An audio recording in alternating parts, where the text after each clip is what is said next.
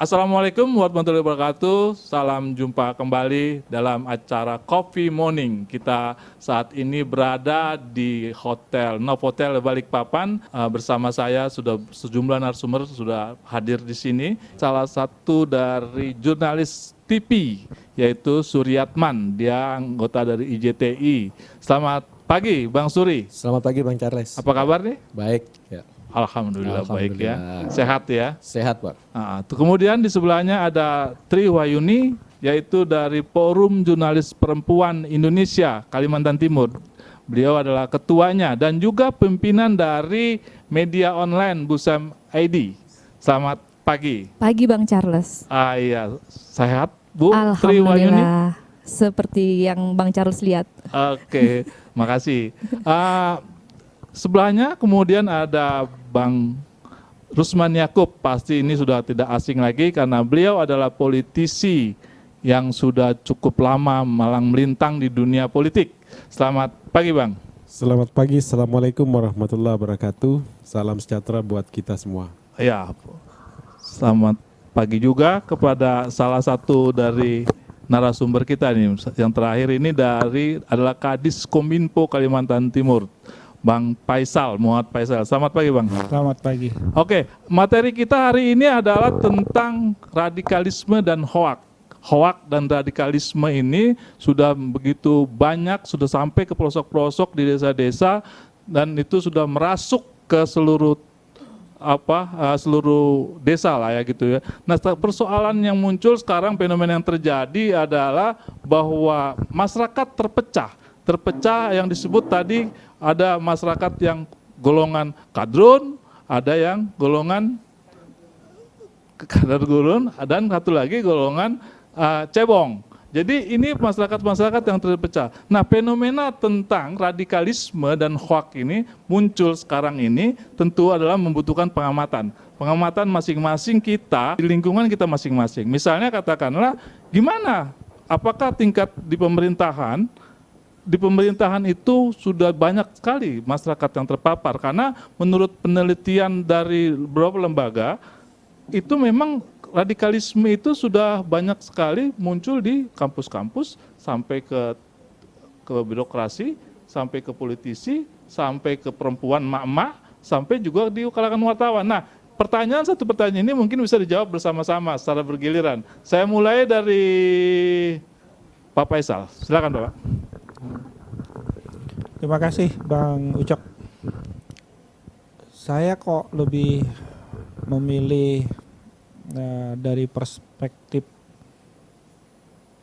bahwa jangan sampai kita terlalu menggaungkan soal hoax, soal radikal ini, akhirnya media sosial ditutup.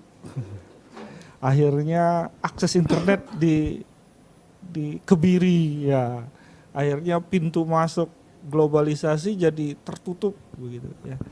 Mari sama-sama kita pahami dulu bahwa ada hal-hal yang besar, ada hal-hal yang jauh lebih bermanfaat yang bisa kita ambil dari globalisasi internet ini ya. Hoax adalah salah satu riak-riaknya, itu yang kita harus pahami. Hoax salah satu riak yang harusnya menjadi tantangan kita, bukan menjadi hambatan bagi kita. Ya, jadi perspektif ini ingin saya sampaikan, mudah-mudahan kita sepakat jangan sampai gara-gara pornografi misalnya rame di TikTok, TikToknya ditutup. Banyak penipuan di Facebook, Facebooknya ditutup. Ya, mudah-mudahan kita tidak berpikir sependek itu. Ya. Kalau ada tikus jangan rumahnya dibakar gitu ya maksudnya. Jadi itu perspektif pertama. Yang kedua, ya memang kita cukup prihatin ya dengan radikal ini, dan kami di pemerintahan juga cukup konsen ya, fokus ke jangan sampai ini masuk, walaupun secara oknum sih saya yakin pasti ada lah.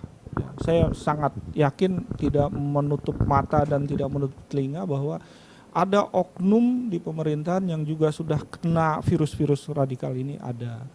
Tetapi itu hanya sekian 0,00 saja Tapi kami terus mengantisipasi, justru yang kita khawatirkan adalah generasi-generasi baru yang baru masuk di pemerintahan, membawa virus di luar yang ketika dia masih kuliah, ketika dia masih muda itu globalnya udah terbuka. Berbeda ketika zaman saya masuk di negeri, ketika saya masih kuliah, mesin aja masih pakai mesin tik. Ya. Jadi pengaruh itu tidak terlalu banyak mempengaruhi alam pikiran saya. Tetapi kalau generasi ASN yang baru-baru itu global internet itu udah bukan barang asing lagi. Nah ini yang berbahaya, sehingga kami selalu rutin juga melakukan sosialisasi, pembinaan, menyasar kepada ASN-ASN untuk jangan gagal fokus dengan radikal ini yang berbahaya. Artinya di birokrat juga kultur itu ada ya untuk mengawasi dan kemudian mulai dari bahkan dari penerimaan sebenarnya sudah ada pencegahan yang sangat betul. Sekarang kan filter masuknya juga pintunya sudah sangat ketat ya. Jadi kalau dulu kita harus maklumilah pintu masuknya ASN ini kan sedikit lebih gampang ya, sehingga saringan itu tidak terlalu seketat sekarang. Sekarang udah sangat ketat, baik karena persaingan jumlah peminatnya yang tambah banyak, jumlah penduduk juga tambah banyak, sehingga mau tidak mau kita melakukan saringan yang lebih ketat. Ya, begini. Biasanya kan sekarang ini sudah mulai jadi tren kita di media sosial bahwa misalnya orang mau masuk universitas diperiksa dulu media sosialnya, misalnya begitu kan. Kita tahu juga sih banyak sekali birokrat kita itu yang aneh-aneh lah gitu. Ya. Mohon maaf, aneh-aneh tentang bagaimana pendapat dia, paham-paham dia yang kita bisa kategorikan radikal. Ini dipantau nggak sebenarnya?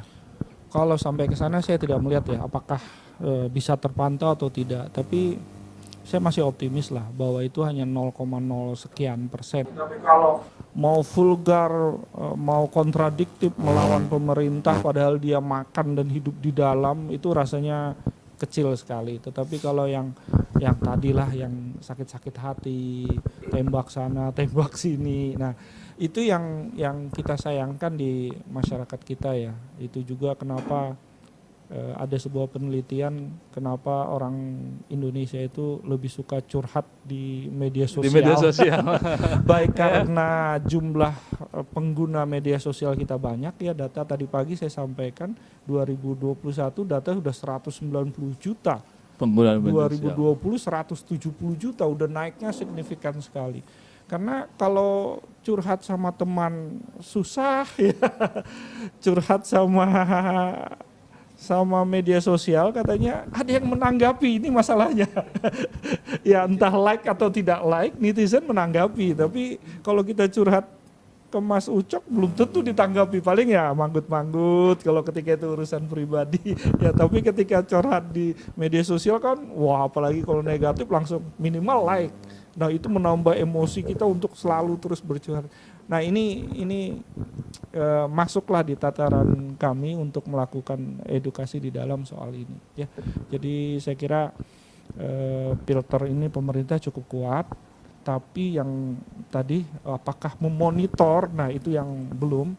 Tetapi kabar terakhir sih beberapa kawan-kawan di LAN untuk yang sedang melakukan pendidikan, terutama untuk bukan mata kuliah ya, materi lah tentang karakter. Nah itu sering diambil sampling itu.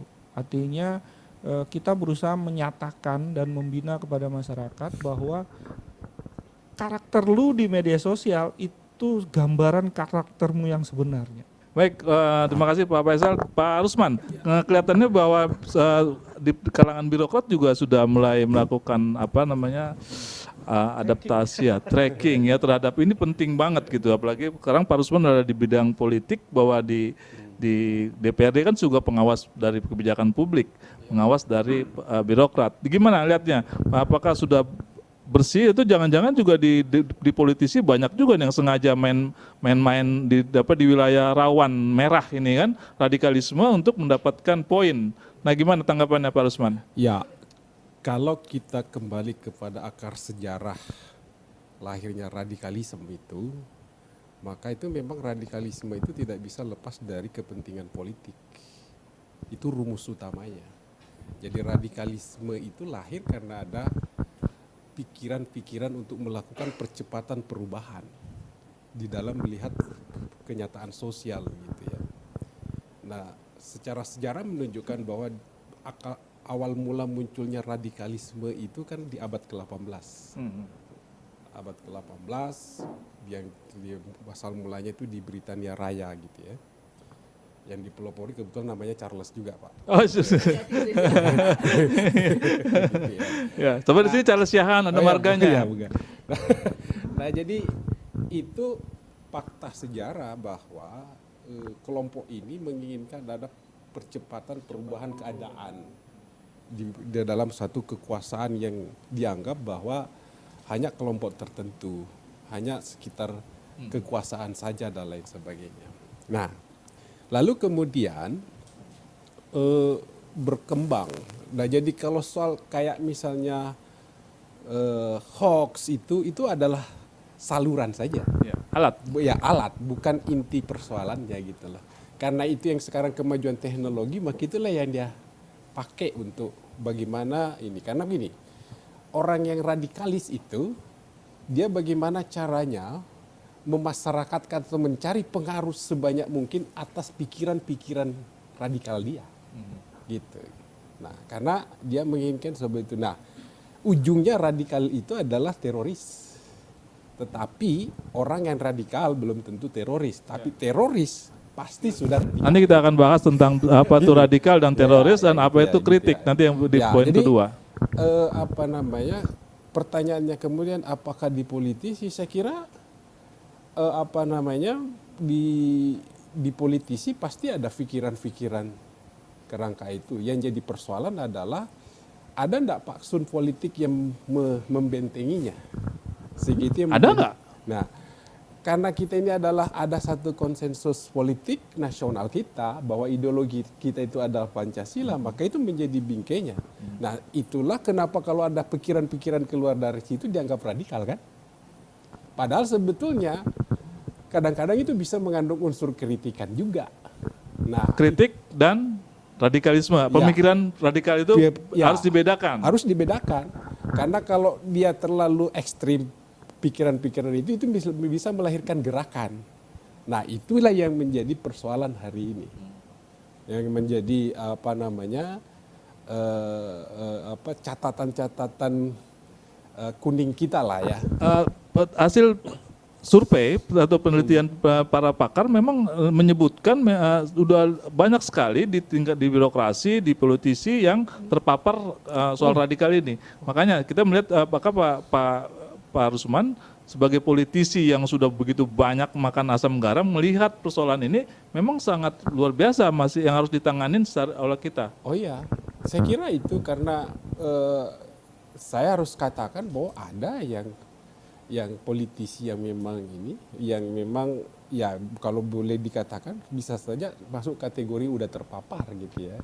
Tetapi kadang-kadang kan tidak bisa kita langsung menjustifikasi kalau itu tidak dalam bentuk gerakan fisik tertentu kan gitu. Tapi kalau pemikiran-pikiran yang menginginkan sebuah perubahan misalnya, menginginkan sebuah perubahan terhadap negara itu jadi rumusnya ya bahwa radikalisme kita garis bawahi bahwa itu adalah paham-paham yang menginginkan perubahan negara. Tapi ketika dia masih dalam kerangka Pancasila, Tolong. Tapi ketika dia masih dalam kerangka Pancasila, ini yang kita harus bisa bedakan. Ada orang yang memang berbeda pendapat, akhirnya menjadi sebuah kritik keras, akhirnya kita menganggap dia radikal, padahal dia masih dalam kerangka Pancasila dan itu belum radikal. Nah, ini kita harus hati-hati memilah-milah ya. Harus Gitu ya. memilah betul bahwa tidak semua gerakan pemikiran yang di luar dari kebiasaan umum cara berpikir itu dalam rangka percepatan perubahan lantas bisa dianggap bahwa itu radikalisme gitu ya. Dan berbahaya. Itu tadi rumusnya bahwa ada orang yang mengeluarkan satu pikiran-pikiran baru dalam rangka mendorong percepatan perubahan itu, tetapi dia tetap dalam konteks konsensus bersama gitu. Maka itu Konsensus tidak bisa bersama, di- artinya ya, negara ini berdasarkan Pancasila kalau ingin melakukan perubahan masuklah dalam apa namanya, saluran-saluran yang tersedia. tersedia. Maka itu saluran-saluran politik sesuai dengan aturan konstitusi itu yang mestinya yang dipakai, bukan dengan cara membuat saluran baru. Karena kalau membuat saluran baru akan merusak tatanan. Itu yang jadi persoalan. Tapi orang yang suka berpikir percepatan menurut saya itu mestinya itu diberi ruang. Yang penting tidak melahirkan gerakan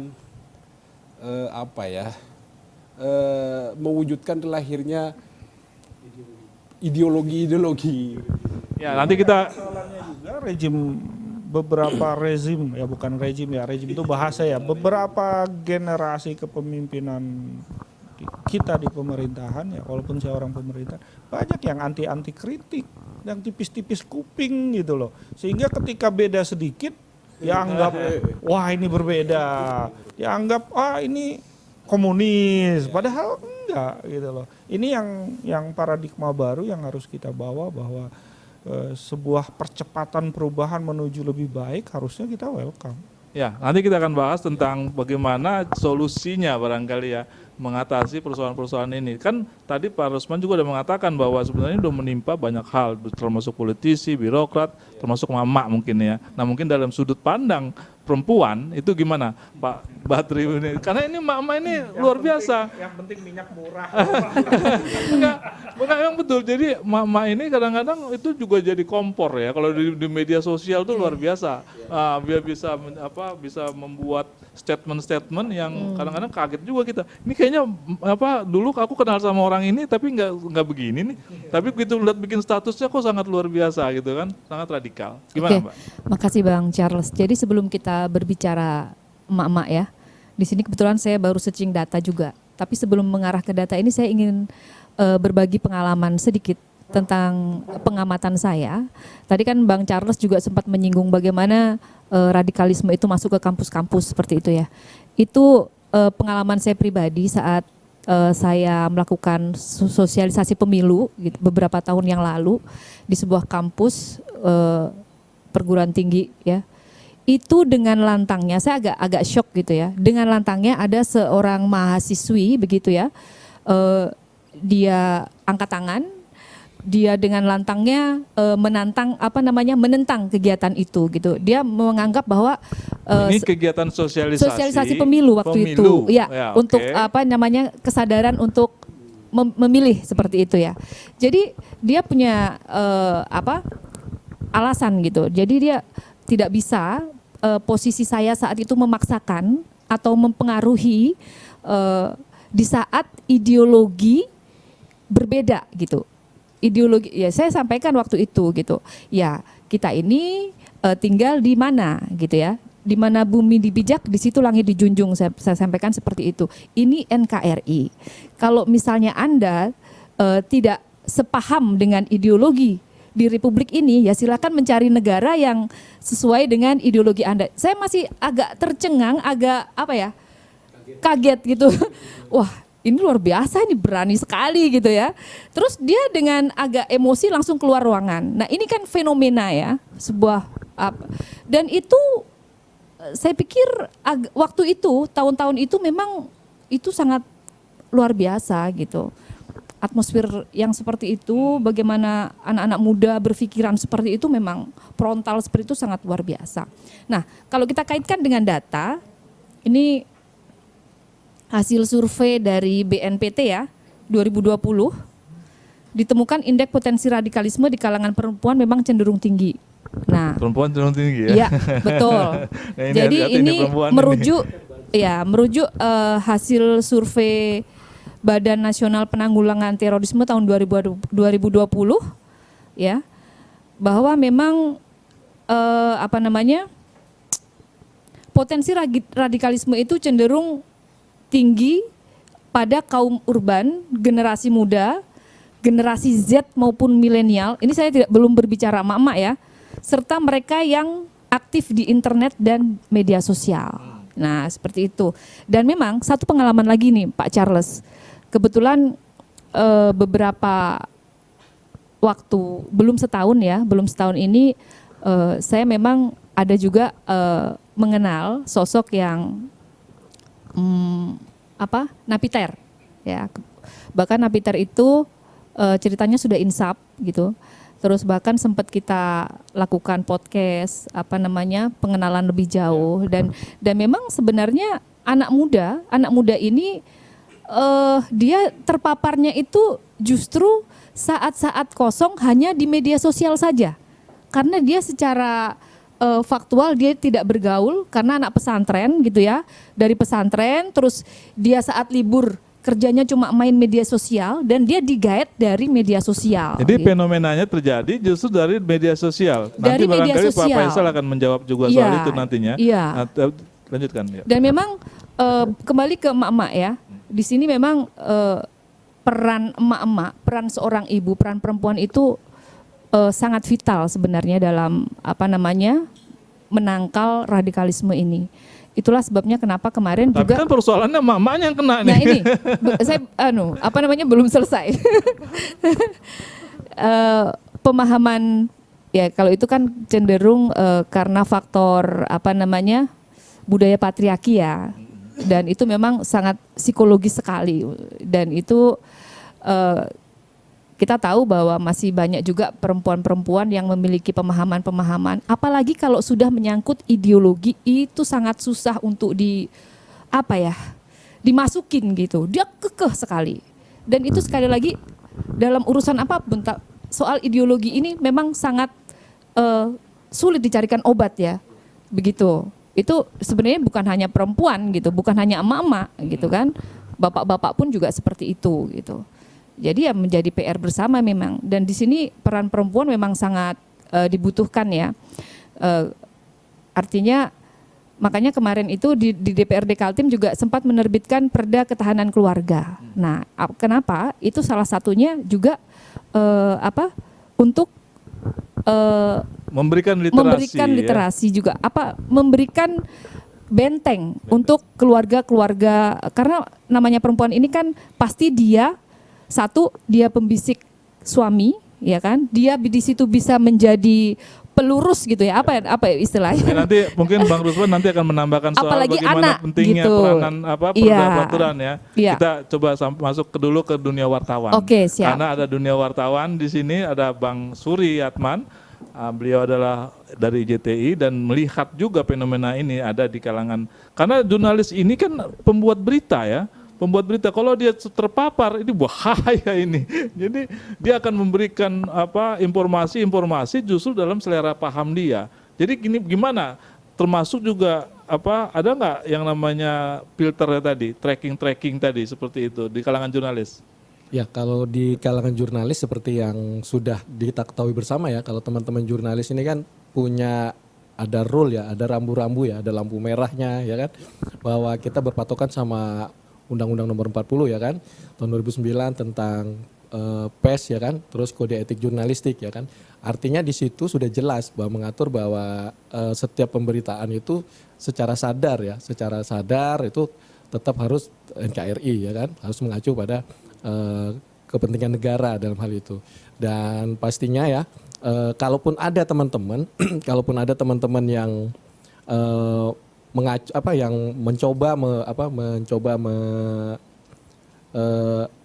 membelokkan itu informasi yang pastinya kan akan ada rambu ya. Di redaksi juga kan ada filter, berbagai filter ya kan. Artinya kalau media-media yang profesional atau mainstream ya, artinya media-media mainstream itu tidak akan muncul ya berita-berita yang miring seperti itu, apalagi mengarahkan untuk propaganda membawa ke Tapi dalam pergaulan sehari-hari ada nggak wartawan-wartawan di Kalimantan Timur yang kelihatan cara berpikirnya itu memang sudah menjurus kepada tingkat radikal yang artinya mungkin levelnya level 1, level 2, level 3, level 4, level 5. Kalau di tingkat diskusi itu wajar Pak ya, di tingkat diskusi semua kalangan pasti ada ya. Ya seperti di pegawai negeri tadi ada kekecewaan mungkin ya, kekecewaan atas situasi kondisi yang terjadi saat ini mungkin ada teman-teman wartawan. Tapi ketika dia menyampaikan dalam suatu berita pastinya mereka profesional dan sesuai rambu yang saya sebutkan tadi.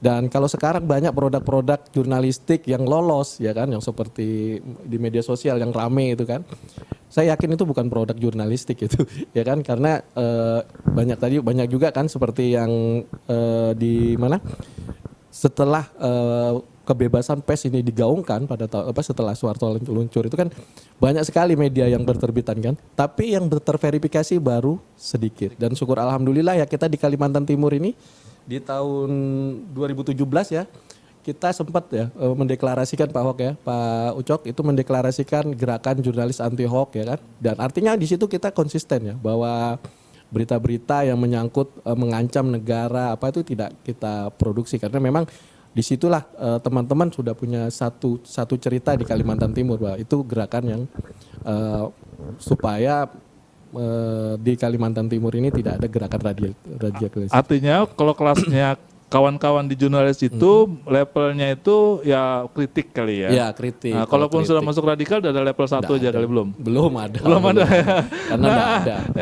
Karena saya kembali ke Pak Rusman dulu kembali. Pak Rusman tadi kan disebut bahwa peraturan daerah juga termasuk tiang penyangga untuk menjaga penyebaran radikalisme di tingkat keluarga. Ini bisa dijelaskan mungkin lebih jauh Pak Rusman. Ya, jadi memang begini, radikalisme ini memang harus dimulai dari individu menangkalnya, karena lalu nanti dia membentuk pada satu komunitas terkecil di keluarga gitu ya. Maka itu juga dunia pendidikan memang mestinya harus steril dari paham-paham itu. Nah, yang jadi persoalan itu kan sebetulnya saat ini kan sudah banyak pikiran-pikiran urban yang masuk ke kita gitu lah. Pikiran-pikiran urban. Ya. Apa yang dimaksud pikiran-pikiran urban itu? Artinya dengan dunia yang terbuka seperti ini, itu sekarang orang mudah betul membandingkan, mencari informasi, mencari rujukan. Kemudian dia kaitkan dengan kondisi realitas sosial yang ada. Maka itu bisa ini ditambah lagi memang sudah mulai juga aliran-aliran paham radikalis itu tidak hanya pada persoalan politik, bisa juga ujungnya juga politik tapi berbonceng dengan di agama, berbonceng dengan di aspek lain. Jadi memang ini sangat-sangat variatif. Jadi ini betul-betul memiliki kemampuan kita, harus memiliki kemampuan kita untuk betul-betul mengurai satu persatu. Nah, maka itu semua saluran-saluran yang bisa kita pakai untuk mendeteksi itu mestinya memang harus ada filternya. Contohnya lewat media. Media itu memang mau tidak mau kita harus punya filter di situ. Dan saya kira pemerintah kita hari ini. Kemudian yang kedua, memang harus ada mengoptimalkan yang namanya deradikalisasi, Pak. Jadi itu harus ada mengoptimalkan deradikalisasi gitu. Supaya apa? Itu menjernihkan kembali pikiran-pikiran yang barangkali sudah mulai terkooptasi gitu ya, sudah masuk pada wilayah-wilayah itu. Dan kan gini, kalau kita lihat, ini pandangan saya pribadi, ketika misalnya proses dalam perjalanan bangsa kita deklarasi kemerdekaan 1945, maka di situ fase konsolidasi membangun yang namanya ideologi kebangsaan, ideologi negara kita. Kemudian masuk fase Orde Baru. Orde Baru ya pada ininya adalah bagaimana mengkonkretkan ideologi Pancasila sebagai ideologi negara kita. Tapi pada saat yang sama kita belum melihat wujud konkretnya itu, implementasi. Itu yang menjadi daya kritik terus kan gitu. Nah, masuk fase reformasi. Reformasi juga belum bisa juga menjawab. Ya, sehingga itu kemudian ada benturan-benturan gerakan-gerakan pemikiran baru yang ingin mempercepat keadaan sosial seperti ini. Nah, itu yang akhirnya menguliti itu gitu. Ya. Nah, maka itu menurut saya ke depan ini pertama deradikalisasi itu memang harus dikuatkan, dijalankan gitu. Lalu yang kedua memang bagaimana kita supaya anak-anak kita, generasi muda kita itu terfilter sehingga paham-paham yang sifatnya gerakan radikalisme itu bisa. Ya ini sepertinya ini membutuhkan begitu masih banyak ada kekhawatiran, Iya. membutuhkan begitu banyak perjuangan, ya kan, butuh langkah-langkah ke depan, terutama di kalangan pemerintahan. Karena gini, contoh kasus misalnya ibu-ibu. Kenapa tadi pertanyaannya Mama? Menurut saya salah satu faktornya adalah dunia informasi begitu terbuka, sementara paham ideologi terhadap masyarakat kita perempuan itu sendiri itu belum memadai. Masih rapuh gitu loh, belum Masih kuat. rapuh, berarti ini Gitu. sepertinya Pak Rusman mengatakan bahwa Pancasila sendiri belum kuat di kalangan masyarakat kita. Oh ya, saya kira harus Ada karena mudah tergoyang gitu istilahnya. Karena kenapa begitu bombastisnya pemberitaan pikiran-pikiran itu, sementara memang kita yang itu orang bandingkan loh. Berarti apa yang dijalankan dengan apa yang dikritikkan itu kok nggak sesuai sih gitu. Ya, Akhirnya nanti kita kalau- akan bicara solusi. Nanti kita sampai Gitu. pada tingkat solusi itu, kita tanya lagi Pak Faisal, karena tadi Mbak Yuni juga menanyakan itu, mengatakan bahwa memang ternyata yang paling banyak itu adalah pengaruh di media sosial. Pengaruh di media sosial ini sangat luar biasa, dan kalau begitu kita mengatakan juga masyarakat kita ini lemah dalam menerima Pancasila. Padahal Pancasila ini usianya sudah sangat lama. Jadi gimana? Dan sebelum Pak Faisal, ada lagi satu yang paling ini kita lihat itu, justru dia memanfaatkan alam demokrasi yang dianut Indonesia untuk memasukkan paham itu.